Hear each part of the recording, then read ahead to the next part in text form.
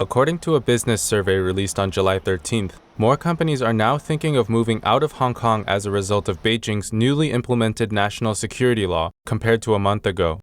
China's rubber stamp legislature formally enacted the security law with ceremonial votes on June 30th. The law criminalizes individuals for any acts of subversion, secession, terrorism, and collusion with foreign forces against the Chinese Communist Party, CCP. The law could impose a maximum penalty of life imprisonment. From July 6th to July 9th, the American Chamber of Commerce, AmCham, in Hong Kong polled 183, 15% of its members. Among those polled, 98 respondents are companies whose headquarters are located in the United States, 65 are companies whose headquarters are located in Hong Kong, and 13 are based in Europe.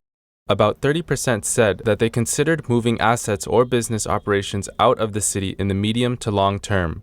About 5% said they were considering doing so in the short run. The combined percentage is about 6% higher than AmCham's previous survey released on June 3rd, on which approximately 29% of 180 polled said they were considering a move. In the current survey, one unidentified member said he had concern about the free flow of information and data integrity, as well as personal security.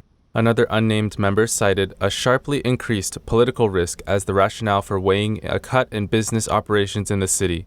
When asked if they will consider personally leaving Hong Kong in light of the national security law, 48% said they will in the medium to long run, and 4% said they will in the short run.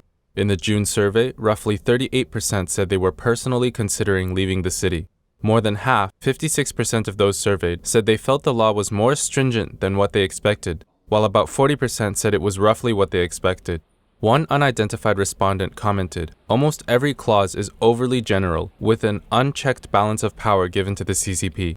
About 78% of the respondents said they were either somewhat concerned or extremely concerned about the law. When asked to name their concerns, 65% say they were concerned about the ambiguity in the scope and enforcement of the law. Almost 61% said they were worried about the law's effect on the independence of Hong Kong's judicial system, and 51% said the law jeopardizes Hong Kong's status as an international business center. One unnamed member was specific in his concern about the loss of freedom of expression and speech, while another said the law accelerates the shift of Hong Kong from an international business center into a mainland-focused business center. More than half, 51%, said the implementation of the law made them feel less safe living and working in Hong Kong, while only 26% said the law made them feel safer. One unnamed member stated, "Far less safe, rule of law is disappearing." Another respondent said, "Despite being a foreign passport holder, the law could be applied to me and there's no confidence of any protection in the courts." Almost 49% of respondents said their businesses will be negatively affected by the law, while about 13% said there will be a positive effect.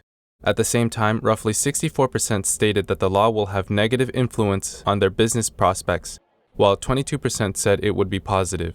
More than two-thirds, 67%, hold a pessimistic outlook about the overall business prospects in the city. One unnamed respondent expressed fear about the loss of freedom of the press and freedom of expression. The respondent said, "Will my staff members be taken away because of what they posted on social media platforms? Will I still be able to read actual news or just Chinese propaganda?" Another respondent said, "Hong Kong is no longer a free, transparent, and fair market, with independent legal and judicial systems due to the death of one country's two systems."